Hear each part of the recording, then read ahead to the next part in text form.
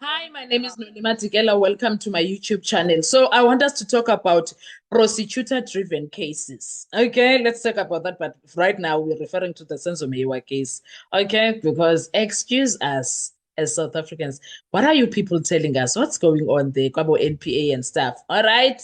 So what happens when the prosecution stops following the evidence and starts leading it? What happens when witnesses sound aligned? Timelines don't match, and the courtroom starts exposing contradictions in real time.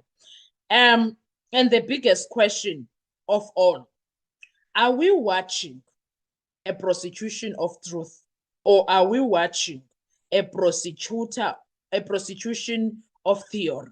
What's going on here? What's going on here? Because right now, in the Senzo Meyiwa murder trial, something is shifting, and it's not something small. It's not something small. Let's talk about it, break it down. Number one, the prosecutor takes over the case. Let's go straight to that. The prosecutor takes over the case. There is a difference between presenting a case and driving a case. When a prosecutor becomes the engine of the narrative instead of the presenter, you get what legal experts call a prosecutor-driven case. And that's where the danger begins, because now the investigation follows the theory, not the other way around. And once that happens, everything starts getting forced to fit. It gets forced to fit the narrative. Point number two, the pattern people are seeing. The pattern people are seeing? Let's talk about what's raising eyebrows in this situation. Number one, witnesses.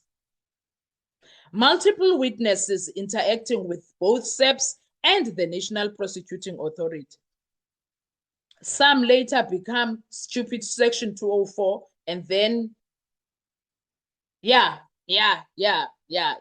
That means they testify in exchange for protection.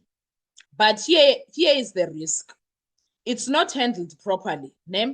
They stop being witnesses and become part of the case strategy. That's dangerous. Timeline and evidence. Contradiction appearing under pressure. Evidence introduced late. Details evolving during testimony. That creates one big legal problem. Consistency collapses, because it looks like everything is just dealt with right here, right now. And it looks like you are forming all of it here, right now.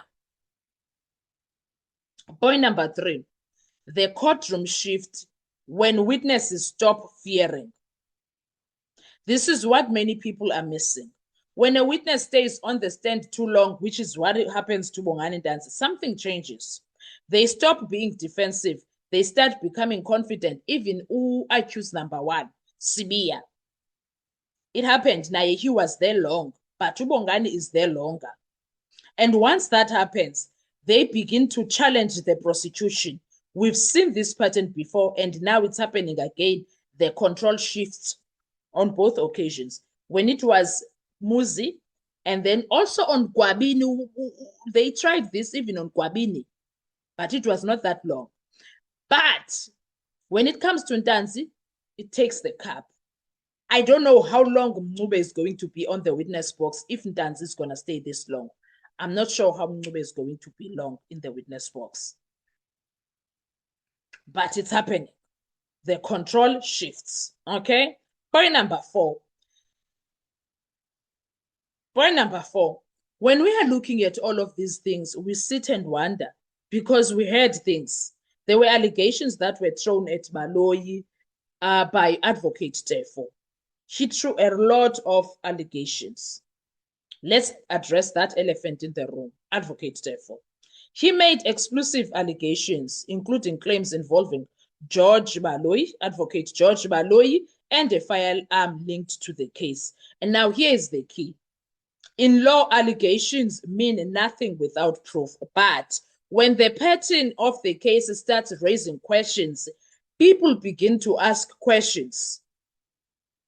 Why are these allegations not being crushed completely?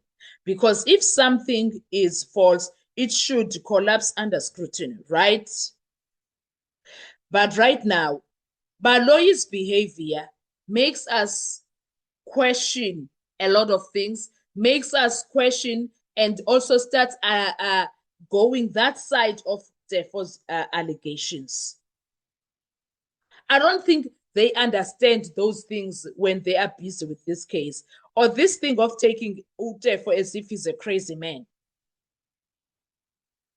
And most of the time he gets proven right. And you need to wait and see what else is going to be proven of what he said. But there are so many things that he said and they were proven to be right.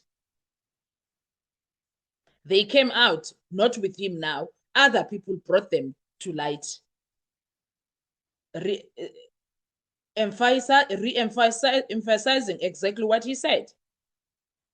Now we are sitting here like asking questions. Good, hey, Yazutefo once said, we sit and wonder. Now we also have the judge dilemma. That's point number 5. Now we talk about the man in the middle, Ratamu Khwahleng. A judge must stay neutral, control proceedings, protect fairness, but when interventions feels uneven, courtroom direction feels inconsistent, it creates a perception problem. And in law, perception can become grounds for appeal. And now, point number 6, the most dangerous part of this case. This is where it gets serious. If a case is built, if a case is built on a fixed theory, supported by adjusted evidence, held together by pressured consistency, then one thing destroys it: internal contradiction. Once there's internal contradictions, it's over. Not social media, not opinions, not emotions, not abondaba, internal contradictions. Contradictions, they blow it out. And once contradictions pile up, reasonable doubt enters. Point number 7, the public reaction, why it matters. Here is something rare. Even people who normally trust the system are saying something is not adding up. That doesn't decide the case, yes, but it reflects something deeper. The narrative is not convincing. The entire narrative is not convincing anybody. It's sitting there, yes, but no one is convinced. That's what's so painful about it all. I'm telling you. So it goes deeper. It's worrisome. It needs people to think and want to sit and wonder, did ABCD happen? I love how things are going here. Forget everything else. Forget the noise. Forget the allegations. The only question that matters is this: can the state prove this case beyond reasonable doubt without contradictions? Because if they can't, this is not just a weak case. This is a case that collapsed in real time, and that is bad. What are your thoughts when it comes to this? Let's talk in the comment section. I want to hear your views. Thank you so much. Do enjoy your day. I love you so much. Please don't forget to like, to share, to comment, and most importantly, please be subscribed on the channel. Bye-bye.